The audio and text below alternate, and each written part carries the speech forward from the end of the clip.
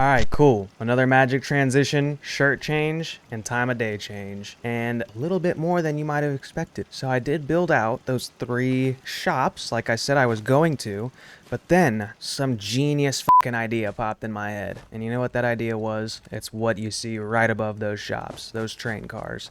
And I got that idea from just outside of the settlement itself, because there's some fucking train tracks down here that I didn't notice before. And when I found them, I was like, holy, that would be really cool to try to incorporate something from the area into the build, because I like to do that with a lot of my builds. Like with the Oberlin Station build, I kind of did something similar, except for I didn't use train cars. I used what I called the bar bus. If you haven't seen that video already, go check it out. You might like the bar bus. But in this one, instead, we've got these 2 awesome things kind of overlooking this eastern face of the settlement. The one over top, sorry, give me 2 seconds. The one over top, the trader, is going to be used mainly as a just viewing platform. So you can see all the fantastic battles going on out there and people dying. Look at, I even just got XP from that and I don't even know why. That person must be associated with me somehow. Anyways, so this one's going to be used as a viewing platform, so I'm going to put some seating along this back face here, so you can imagine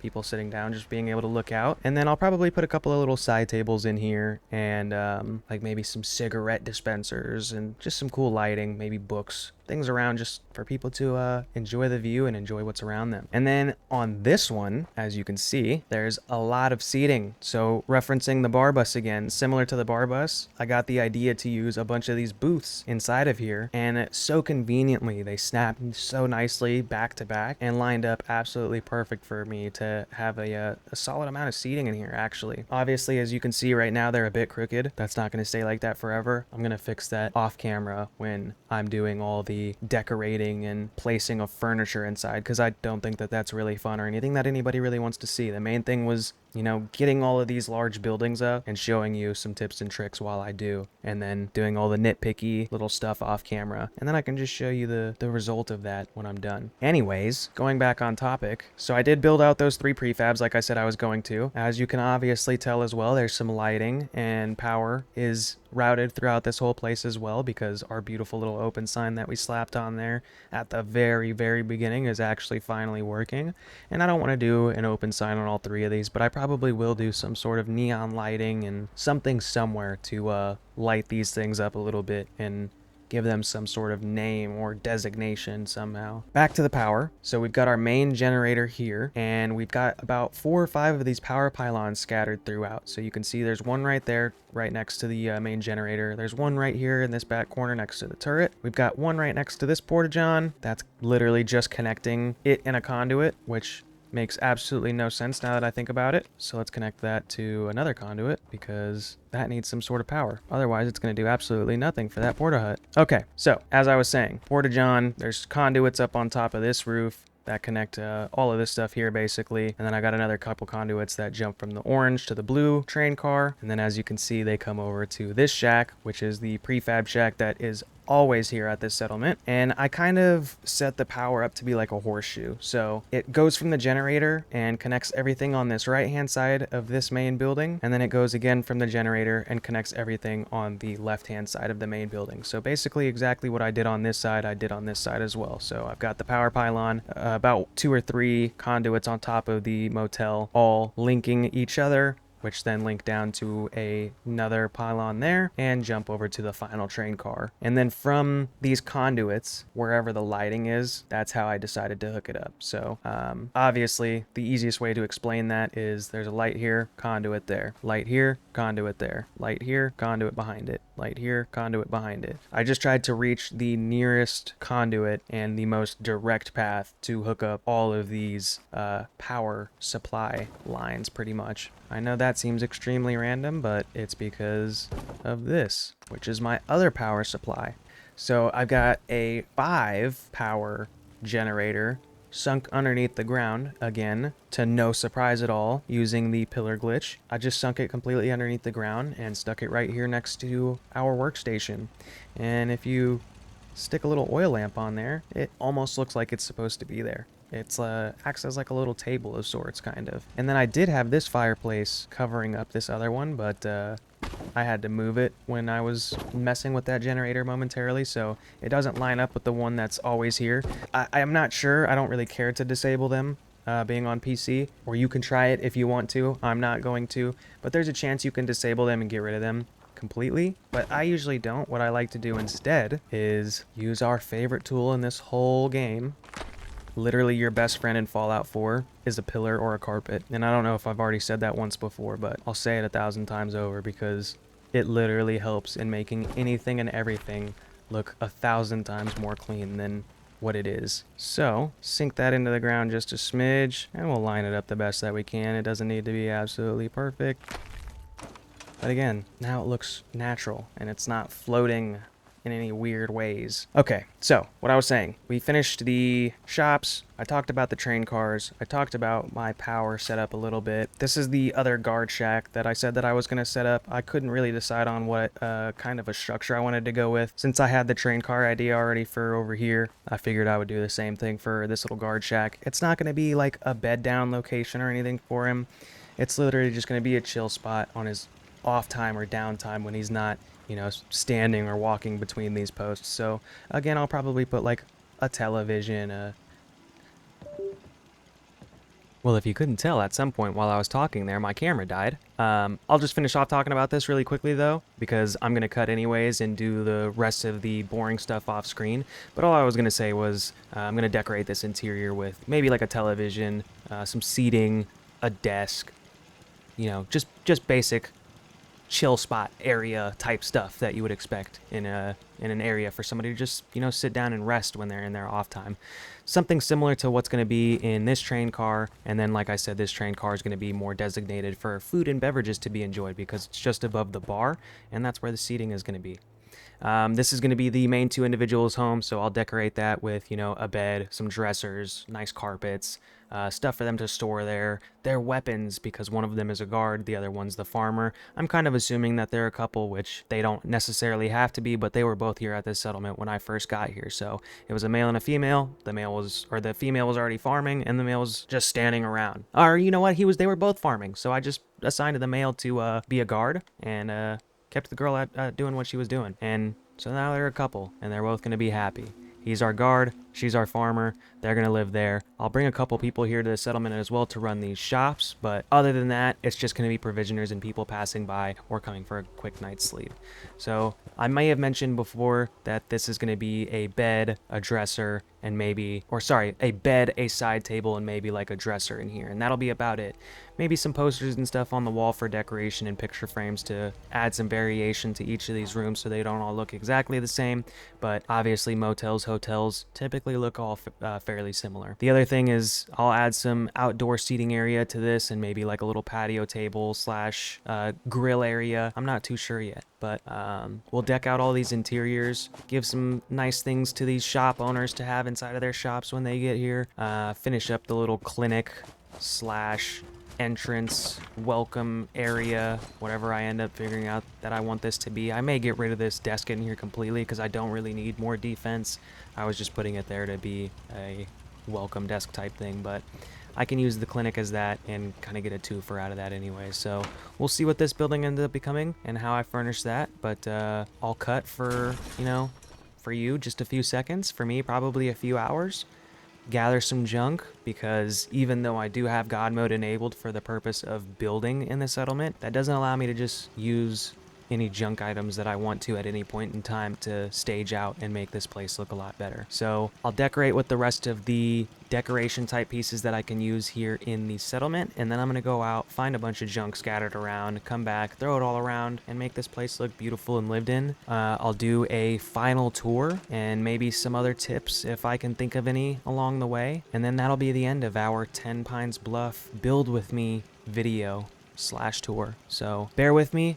I am also going to probably change the location of this Hall of Fame wall that I was going to put up for, you know, some commenters slash new subscribers. But definitely stick around for that, because I'm going to have a good list of like 10 or 15 names that I'm going to put up there of my favorite comments and most recent subscribers. So you might be on there, and if not, you might make it to the next list if you make sure to drop comments on this video and like, and make sure to subscribe. Anything and everything that you do supports not only myself and the channel, but it supports others as well, because it allows for my message to get out there and for people to see me. I just want to be another voice of reason, of laughter, stupidity. If I can do that for others, it not only makes me happy, but it can hopefully do the same for the people that are watching. So enough of my spiel. I'll see you in a few seconds, and I'll show you this beautiful location all finished up. All right, let's get to it. All right, so here I am back. I had to charge my camera battery for a few hours.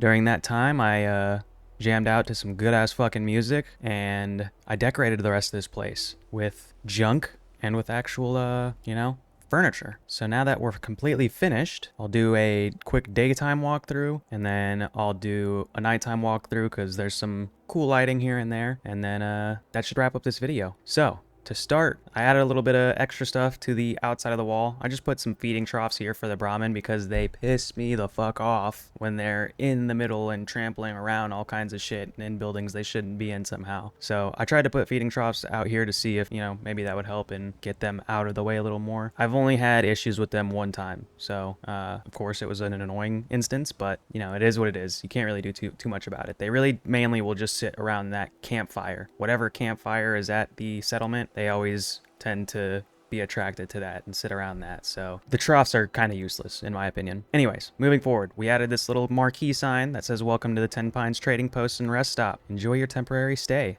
because that's exactly what this is it's just a rest stop. So here's the help desk before you even walk in. Help desk not only meaning for medical purposes, but it's kind of like a check-in as well, like a hotel check-in, because there's some hotel rooms that we have. Obviously it looks more like a clinic than anything, but we've got a bit of a waiting room out here just in case it's backed up. They can check in, they can get medical help here as well. Nothing too fancy going on. Obviously, I've got some medical supplies behind the counter for whoever runs this station when they do come here. I was going to have some people running those shops as well as somebody behind this counter. I haven't gotten to that quite yet, hiring those people or bringing settlers here to work those jobs, but, you know, you'll get the point. So there's the clinic slash check-in area, and then we can open up our main gates here. I put a random stop sign just because I thought it was cool.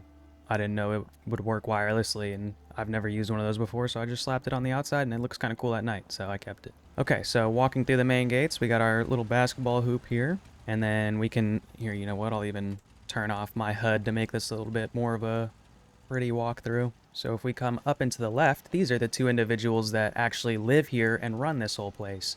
So they were the first two settlers that were here at this location when I showed up and was building here. So I kind of built like some lore of my own for this location, and it's not really too in-depth, simply that this guy's the guard, she's the farmer of the area, and together they run the inn and the restaurants slash overlook view that's available here, which we'll get to in just a minute. So the guard, he's got a little chill shack right here called Post Alpha. So when he's walking between this post and the post on the other side of the clinic there, if he's got a chance to take a break, he can come in here looking for trouble, I hope. Nope, definitely not. Like I was saying though, he can come in here, take a break, you know, sit down, listen to the radio, have a smoke, have a drink, you know, maybe fix up some weapons or some armor if he needs to of his, grab new weapons, grab any ammunition, anything like that, and then he can get back to his duty when he's ready. And then quickly step over here and I'll just show you that guard post as well. Nothing too fancy, just the guard post and the turret, just like it is over here. And then before I move on and before I forget, I'm going to go into this little backhand corner because behind this farm, I was able to build like a little outdoor shed type thing that's underneath that outside deck for the people up top. And this acts as like a tool storage shed slash workstation for making chems, it looks like. Then we have the farm right here. And the farm basically has every crop you can have in it. I've got a bunch of mute fruits scattered all around, and then there's corn, potatoes, there's melons, there's everything in here basically, all neatly lined up and fit in here all perfect. All right, so the next structure that we have, I'm not going to go into the bottoms of the stores yet. I'm going to go up into the Horizon Heights is what I decided to call it, because this is like a beautiful overlook of the city. Obviously, it's a little foggy out right now, but we've got some cool glass windows in here and just some places for people to sit down and chill and enjoy the views. Eat some food, you know, read some good books, play a game or two. They can have a smoke, have some coffee, read the local Boston Bugle, or I've even brought over some public occurrences from Diamond City. So they're pretty decked out on plenty of goodies to enjoy while they look at the view out there. So moving on and down into our first shop, we've got the trader here, as you can see, the goods trader. Still not hired yet, like I was just mentioning, but I'm only gonna hire or call 3 settlers to this location, and they'll each be, sorry, 4 settlers. They'll each be hired for each of these respective stores and then the clinic out front / check-in. But anyways, this is what it looks like, and this is what they'll have accessible to them when they come in here, and what goods they can sell. So they got a little book there and coffee pot, some magazines and board games, and then, you know, all other kinds of knickknacks and goodies that you would expect to get at like a maybe like a dollar store or a gas station or something like that. And then here, this isn't anything too fancy. It's literally just a porta potty. They're not designated for any specific gender. It's just men or women's. Either way, doesn't matter.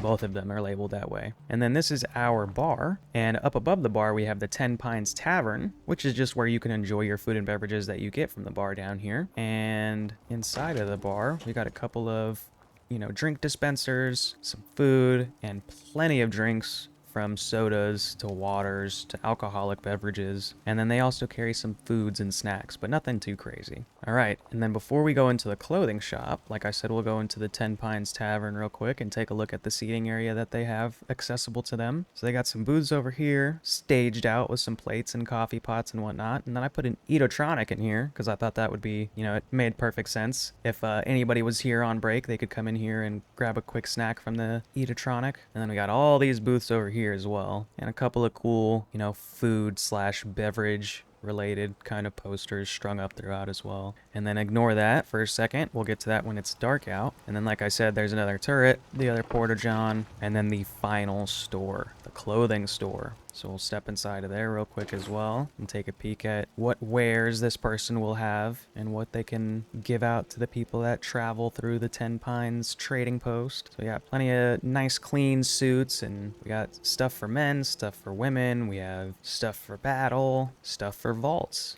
anything and everything. You can get it here at this clothing store. Okay. And then we have the Tenpines Lodge over there, but before we get into that, I'm going to show you that beautiful couple over there. I'm going to show you their house. So this is the main structure that is here at this location when it's completely empty. And if you watched the full video, I slipped this house into it and made it a fully built house with not a shit ton of broken walls and holes all over it. So these people can be nice and comfortable coming in here. So it says restricted area, but obviously that's just because it's only for those two. Nothing crazy going on in here. We got all kinds of carpets to keep it nice and warm and give them some freedom to take off their shoes if they want to. And then they have like a kitchenette, like a small little table and stove over here that they can hang out and eat at. And then just next to that, we have their couch and television set with a little newspaper rack. Obviously, I would have to go out and gather a shit ton of newspapers and stuff to fill every single one of these up that I've put in this settlement, but you kind of get the point. They'll gather them on their own as they go. And then the far left-hand side of it, this is all their like bedroom-ish kind of area. Obviously, it's an all open concept house. I didn't want to build walls, so I just kept it all open, and I think it's staged pretty nicely in my opinion. And then just outside of their house, they've got 2 individual decks. They've got one here to the left with the blue furniture. The man might be a cigar smoker, and she might enjoy a beer or two every now and then. And then on this side, they have a shaded area just in case it's too warm out and they want to sit under some nice shade but still be outside and maybe listen to a tune or two on the radio. And just next to their house is where the main power supply is, because like I said, they obviously run this whole establishment, so they are the ones that control the power and the water. I didn't know if this would actually work or not, and it ended up working, but you can put down a farm plot and then you can stick those water filters on top of any surface pretty much. And I didn't know that until I tried it, but I figured it would work because it says you can only place those in dirt, and that's dirt. So why wouldn't it work? So yeah, that's the main water and power supply there. And then there's some small pumps scattered throughout. So if there's any individuals here visiting at the motel, for example, there's a pump right here that they have access to whenever they want. And I'll go through and I'll show you each of these individual rooms. There's only 6 rooms available, so obviously they're somewhat limited to what amount of space they have and how many people they can carry, but it's not that bad, I would say, because the provisioners that I've seen coming in and out of here are, for the most part, the same few people, and there isn't a lot of them. So, and they're not all here at the same time, anyways. So I don't think that all these rooms would ever be all the way filled. So I'll go through and I'll show you each individual room. They're all fairly similar to one another, but there's just some slight differences to ensure that they're a bit different. But of course, it's like a hotel slash motel, so for the most part, it's going to be fairly empty and just somewhat staged to give you an idea of what might be in there if it was filled with guests. So here's our first room. This is our not mutant hound. This is our mongrel dog room. Each room has their respective characters. So we've got the mole rat room here. Beautiful, cozy mole rat room. Some nice candles. Each room has a bed, a side table, a chair of some sort. Each chair is different.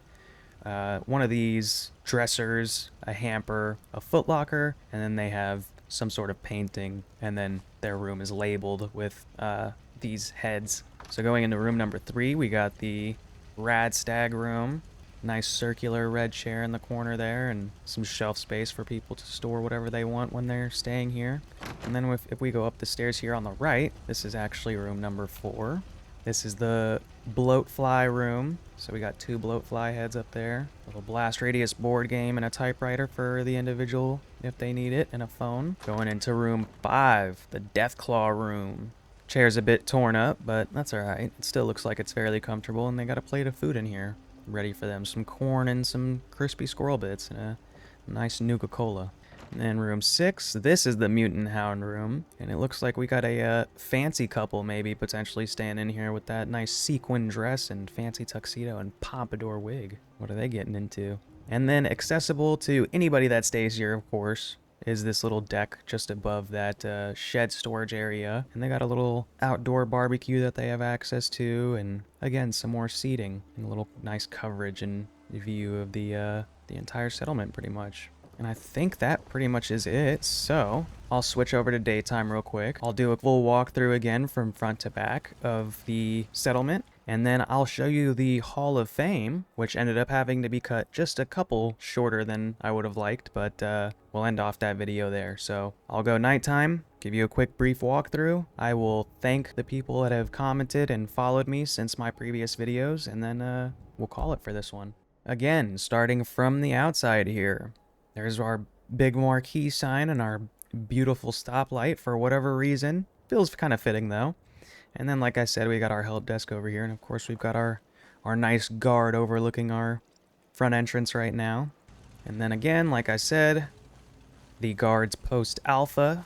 Nice green lights against the blue train car. And then the Horizon Heights gets lit up as well. And then I've got some nice string lights that I put all throughout pretty much, and then a lot of light posts to kind of light up the middle section. How much you did for us. Hey man, I'm glad to have done this for you. It's nothing. You guys get to run it now though.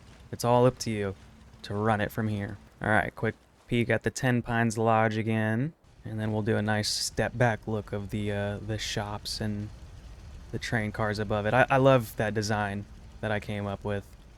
I wasn't initially gonna put those train cars above it, and if I wouldn't have found that train track and the broken train cars down below, I would have never done this, but I think it wouldn't have been the same without that. It's an awesome location. It's pretty small, but I was able to fit a good amount, I feel like, into this small location. And it came out fairly nice. I didn't have a plan going into this, but to make it a trading post and have like some lodging, I think is perfect for what you might see in a wasteland. Okay, so again, going over here, we got the Wall of Fame. I did update it a little bit. I fixed it some, but I did have to cut a couple of numbers off than what I would have liked. I was trying to do like 10 or 15, but obviously this wall can only hold 7, as you can see.